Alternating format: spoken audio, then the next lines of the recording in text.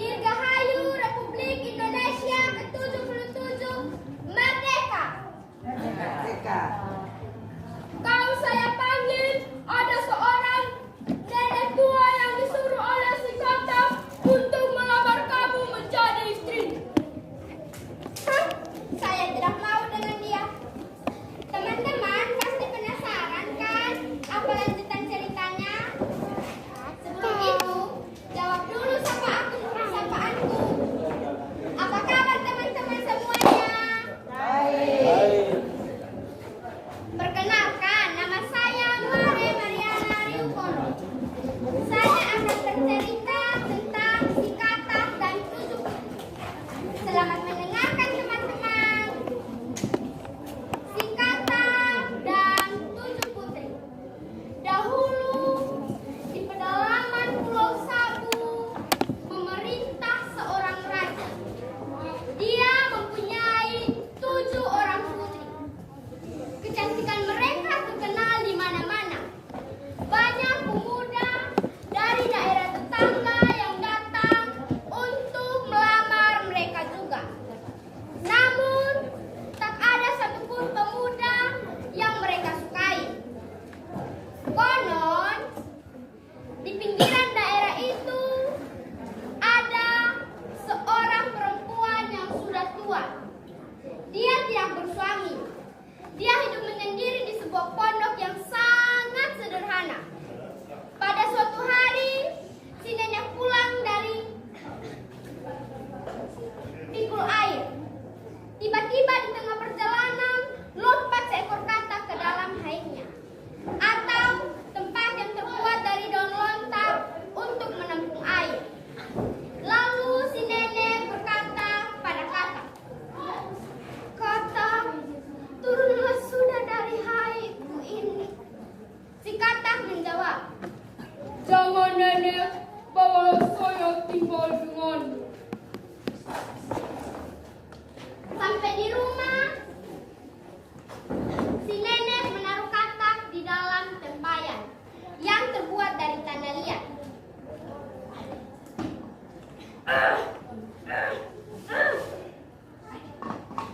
Si katak tidak muat dalam tempayan itu. Lalu dia berkata kepada si nenek, Taruh saya di dalam saja." beberapa hari kemudian terdengar oleh katak cerita orang yang lewat di jalan dekat dengan rumah nenek tersebut mengenai ke-7 putri raja. Lalu dia berkata pada nenek tersebut, "Pergi, lamarlah bagi saya putri pertama untuk dijadikan istri." Lalu nenek pun menjawab, "Bagaimana saya mau pergi ke sana? Tidak ada pakaian bagus yang saya mau pakai." Si katak pun menjawab, "Pergi, lihat di keranjang pakaianmu, ada kebaya runda dan sarung bunga-bunga di dalamnya." lalu nenek pun pergi melihatnya. Ternyata benar, ada sarung bunga-bunga dan kebaya rendah di dalamnya. Nenek pun pergi ke istana. Sampai di istana, dia disambut oleh 2 ekor anjing piaraan raja yang diberi nama Merue dan Raja Beto. Mereka yang menggonggong dan mengejar si nenek. Au, au, au, au, au, au, au. Nenek pun maju, mundur, maju, mundur. Terdengar oleh raja suara ribut-ribut di depan. Lalu dia pun menyuruh pelayannya untuk pergi melihat. Katanya, "Pergi, lihat apa yang ribut-ribut di depan."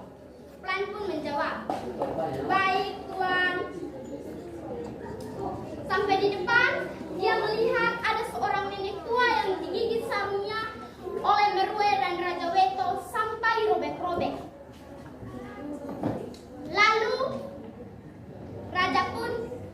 Lalu pelayan pun melaporkan kepada raja. Katanya, "Mohon maaf Tuan, ada seorang nenek yang digigit sarungnya oleh Merue dan Raja Beto.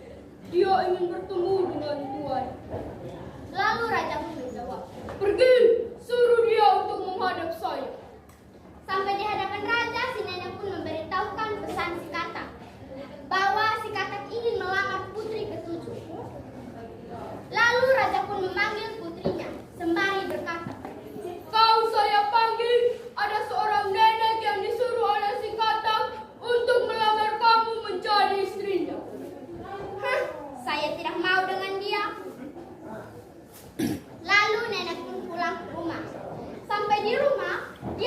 disambut oleh si kakak.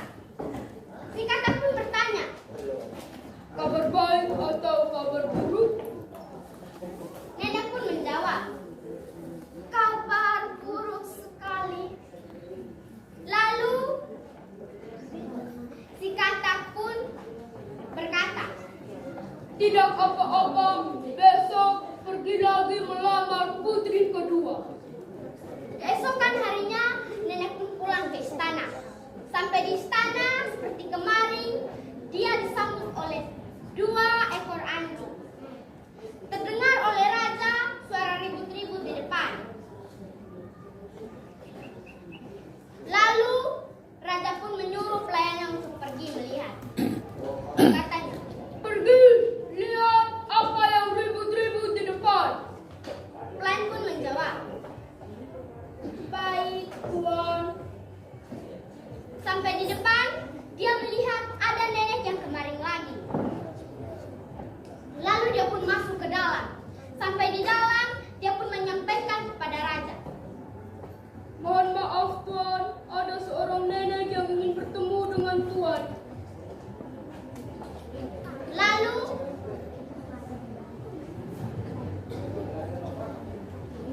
Lalu raja pun menyuruh pelayan itu untuk memanggil nenek itu. Katanya, Pergi, suruh dia untuk menghadap saya. sampai di hadapan raja, dia pun memberitahukan pesan si kakak. Katanya, saya disuruh oleh si kakak untuk melamar putri kedua raja. Lalu raja pun memanggil putri keduanya sembari berkata, Kau saya panggil, ada seorang nenek yang disuruh oleh si katak untuk melamar kamu menjadi istrinya. "Hah, saya tidak akan mau dengan pancatrata dan kepala rata seperti itu." Lalu nenek pun pulang. Sampai di rumah, dia disambut oleh si kakak. Kakak bertanya, Kabar baik atau kabar buruk? kabar buruk sekali. Lalu kakak pun menjawab, Tidak apa-apa, besok pergi lagi melamar putri ketiga. nenek dengan sabar menuruti semua permintaan kakak. Sudah 6 kali nenek mondar-mandir ke istana. Namun hasilnya sama, tidak ada yang berbeda. Namun kakak tidak putus asa. Dia masih ada satu harapan lagi untuk melamar putri bungsu. Keesokan harinya, nenek pun pulang ke istana. Sampai di istana seperti biasanya, dia disambut oleh 2 ekor anjing. Lalu terdengar oleh raja suara ribut-ribut di depan. Dia pun menyuruh hambanya untuk pergi melihatnya. Katanya, Pergi, lihat apa yang ribut-ribut di depan. lalu pelayan pun menjawab, Baik, Tuan. sampai di depan dia melihat ada nenek yang kemarin lagi.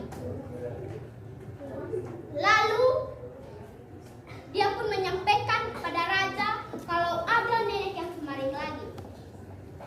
Katanya, Mohon maaf, Tuan. Ada nenek yang kemarin ingin bertemu dengan Tuan. lalu kata raja pada pelayan itu, Pergi, suruh dia menghadap saya. sampai di hadapan raja, si nenek pun memberitahukan pesan si kakak bahwa si kakak ingin melamar putri bungsu raja. Lalu raja pun memanggil putri bungsunya sembari berkata, Kau saya panggil, ada seorang nenek tua yang disuruh oleh si katak untuk melamar kamu menjadi istrinya. lalu putri bungsu pun menjawab, kalau ayahanda suruh duduk, hamba duduk. Kalau ayahanda suruh berdiri, hamba berdiri. Terserah ayahanda saja, hamba hamba ikut omongan ayahnya saja. Mendengar perkataan anaknya, ayahanda pun terharu. Lalu dia pun berkata kepada nenek, "Pergi beritahukan kepada Katab kalau anak saya menerima lamarannya." Nenek pun pulang dengan bahagia. Dia pun sampai ke rumah. Lalu si Katab bertanya kepada nenek dengan perasaan was-was, "Apakah putri bungsu menerima lamaran saya?" Kata nenek, "Iya, tapi saya lupa menanyakan apa yang harus kita bawa untuk melamar putri raja." Lalu Katab pun menyuruh nenek untuk kembali ke istana. Sampai di istana, dia pun menghadap raja. Lalu dia pun bertanya kepada raja, "Apa yang harus kami bawa untuk melamar putri raja?" Kata raja, 10 ekor kerbau, 1 nyiru emas, tenda perak dari bawah, tenda emas dari atas, dan ditutup oleh daun pisang yang sudah kuning. Lalu mendengar perkataan itu, nenek pun pulang. Dia berpikir dalam hatinya, kalau itu penolakan raja secara halus. Karena tidak mungkin si Katab bisa memenuhi semua persyaratan itu. Karena dia hanyalah seekor binatang. Lalu sampai di rumah, dia pun memberitahukan persyaratan itu kepada Katab. Tidak disangka oleh si nenek, Katab bisa memenuhi semua persyaratan itu. Lalu raja pun menentukan hari pernikahan mereka. Setelah menikah, si Katab membawa putri ke rumahnya. Bulan itu adalah bulan pembersihan kebun. Nenek dan putri pergi mencabut kebun. Lalu Katab pun keluar dari sarungnya menjadi seorang pria yang gagah perkasa. Lalu dia pun menaiki kuda berbentuk emas. Lalu dia menyusuli istrinya ke kebun. Kebun istrinya dekat dengan kebun putri keenam. Di tengah perjalanan dia bertemu dengan putri keenam. Putri keenam pun bertanya, "Saudara mau kemana?" "Mau mencari kuda." Jawab si Katab. Lalu putri keenam pun kembali bertanya, "Kuda apa?" "Kuda betina." Lalu putri keenam pun menyuruh pria itu untuk mamah Sirikina. Lalu setelah itu dia pun melanjutkan perjalanannya. Sampai di ladang, dia pun mulai mencampur ladang.